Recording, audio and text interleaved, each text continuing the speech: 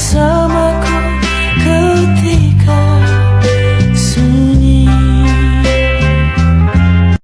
Assalamualaikum warahmatullahi wabarakatuh. Jadi di sini kita akan nge-review museum KA. Ditunggu aja ya, lihat videonya. Let's go.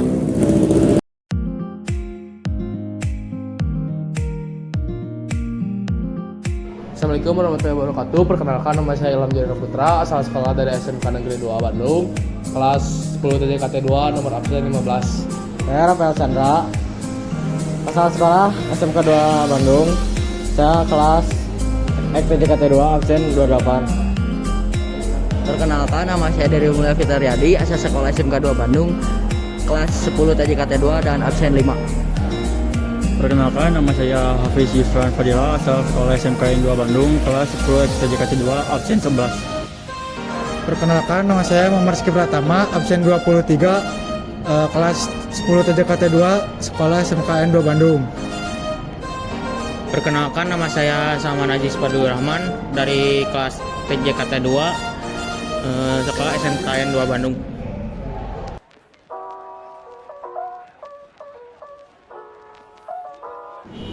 Nah, di sini ada kamera yang digunakan pada saat konferensi 1955. Nah, di sini juga ada lampu kamera yang digunakan pada saat konferensi 1955.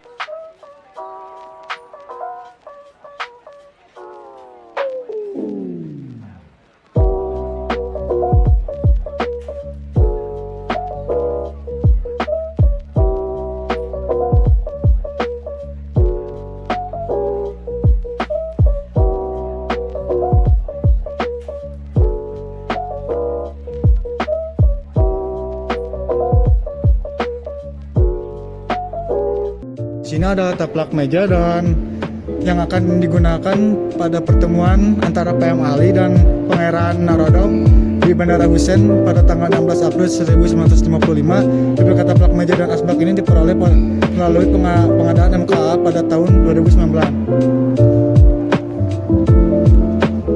Dan kursi ratani ini dipakai untuk pertemuan PM Ali Sastrom Ngejojo dan Pangeran Nadrom Sidonok di Bandara Hussein Sasanegara pada tahun 1955.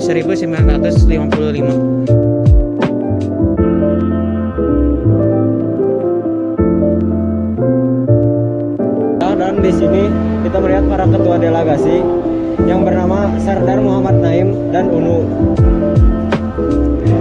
Lalu di bagian keduanya ada Prince Norodom Sihanouk, Sir John Kotelawala, Dan juga Chow Enlai, Perdana Menteri Republik Rakyat Tiongkok. Ada Gamal Abdel Nasser juga, Perdana Menteri Mesir. Yilma Derdesa, Ketua Delegasi Ethiopia di PBB Syarif Siman. Dan lain sebagainya. Kita bisa lihat ya.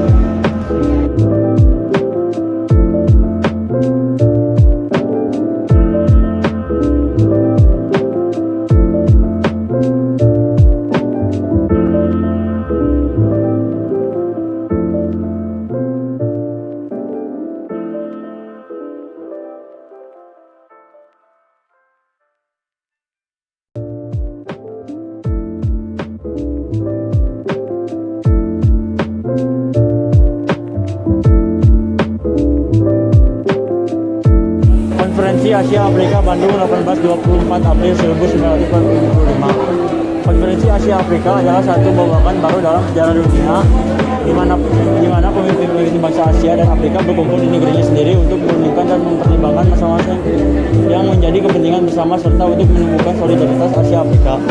Konferensi ini dianggap sebagai konferensi internasional pertama bagi bangsa-bangsa kulit berwarna yang dihadiri oleh lebih dari setengah jumlah penduduk dunia untuk menggerakkan apa yang dinamakan paksaan moral bangsa-bangsa demi kepentingan perdamaian. Dampak konferensi Asia Afrika. Bandung adalah penolakan terhadap pretensi negara-negara superpower dan para antagonis perang dingin yang seakan-akan tidak ada jalan lain bagi negara-negara nasional yang baru merdeka pada waktu itu selain membuntut salah satu di antara mereka. Bandung adalah suara hati nuraninya mayoritas umat manusia yang mempositifkan nasionalisme dan patriotisme masing-masing ke tingkat yang lebih religius dan lebih sosialistis. Konsensus di bidang politik berkumandang kemana-mana. Jiwa Bandung mengelektrifisir perjuangan kemerdekaan di Afrika. Puluhan negara baru lahir sejak itu. Kebangkitan bangsa Asia Afrika. Keinginan menyatakan kemerdekaan di hampir semua negara jajahan terutama di Asia semakin besar.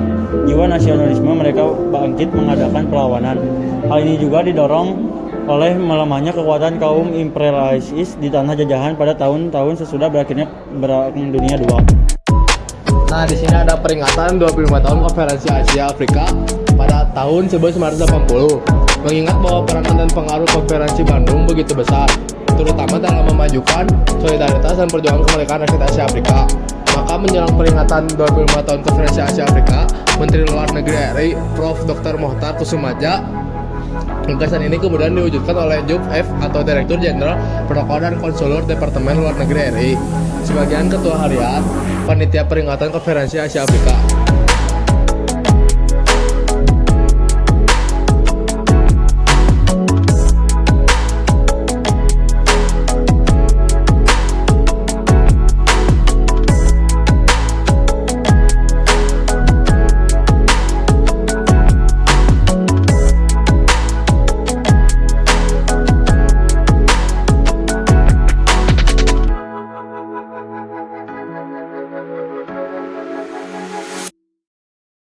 Nah, di sini ada Konferensi Islam Afrika Asia. Konferensi Islam Afrika Asia pertama 6 Maret 1965 diselenggarakan pada waktu umat manusia terutama di kedua benua ini dihadapkan pada persoalan-persoalan sulit yang memerlukan penyelesaian segera. Persoalan-persoalan ini tersebut bersumber pada 3 hal, yaitu masih adanya imperialisme, adanya perjuangan bangsa-bangsa, 3 adanya konflik. Dalam hal ini Islam telah terlibat dan mengambil bagian secara aktif dalam perjuangan yang besar melawan kejahatan umat manusia berupa penindasan suatu bangsa terhadap bangsa lain dan penghisapan manusia atas manusia. Suatu kejahatan internasional yang oleh Islam ditentang oleh untuk melahirkan dunia baru di mana kebebasan, keadilan dan perdamaian meliputi umat manusia di bawah hikmat Allah. Nah, di sini ada Konferensi Bogor pada tanggal 28 sampai 29 Desember pada tahun 1994. Konferensi tersebut berhasil memutuskan kesepakatan tentang agenda, tujuan, dan negara-negara yang diundang pada Konferensi Asia Afrika. Pernyataan bersama atau joint statement antara Perdana Menteri India dan Indonesia. New Delhi 25 September 1954. Keduanya merasa khawatir terhadap ancaman perdamaian dunia, khususnya di Asia Tenggara, dan umumnya mengenai persetujuan terhadap pendekatan masalah tersebut. Mereka juga membahas ide diadakannya sebuah konferensi yang dihadiri oleh negara-negara Asia dan Afrika. Hal tersebut disetujui bahkan dinilai penting dan akan sangat bermanfaat dalam menyerukan perdamaian dunia serta pendekatan umum mengenai masalah tersebut. Konferensi ini harus segera dilaksanakan. Dalam konferensi tersebut, Perdana Menteri Ali Satroami Jojo mengusulkan perlunya diadakan pertemuan lain yang lebih luas antara negara-negara Afrika dan Asia, karena masalah-masalah krusial yang dibicarakan itu tidak hanya terjadi di negara-negara Asia yang terwakili dalam konferensi ini, tetapi juga terjadi pada negara-negara di Afrika dan Asia lainnya. Perang Dunia II dimulai pada tanggal 1 September 1939 ketika Jerman berambisi menguasai Eropa dengan diawali menginvasi Polandia, kemudian menyerang Denmark, Luxembourg, Belanda, Belgia, Norwegia, Prancis, dan Uni Soviet. Sedangkan Austria dan Cekoslowakia sudah dikuasai sebelumnya. Juni 1940 Italia beraliansi dengan Jerman dengan menyerang Yunani dan Afrika Utara. Di sini ada kondisi dunia internasional. Berakhirnya Perang Dunia II tidak berarti berakhir pula situasi permusuhan di antara bangsa-bangsa di dunia. Di beberapa belahan dunia masih ada masalah dan muncul masalah baru. Adanya penjajahan di bumi kita ini, terutama di benua Asia dan Afrika, merupakan masalah krusial sejak abad ke-15. Akhirnya 2 blok kekuatan, yaitu blok barat dan blok timur, semakin mengenaskan situasi dunia. Perang dingin berkembang menjadi konflik perang terbuka. Perlombaan pengembangan senjata nuklir meningkat. Hal tersebut menumbuhkan ketakutan dunia akan kembali dimulainya Perang Dunia. Ini adalah Perang Dingin. Perang Dunia II telah membawa kehancuran Eropa Barat sebagai kekuatan dunia dan memunculkan Uni Soviet sebagai kekuatan baru. Di sisi lain, dominasi Amerika Serikat semakin besar untuk memimpin dunia. Dua kekuatan besar terbentuk, yaitu Blok Barat yang kapitasi dan Blok Timur yang komunis. Keduanya saling berebut pengaruh sehingga terjadi Perang Dingin yang menimbulkan konflik-konflik bahkan pada tingkat perang terbuka.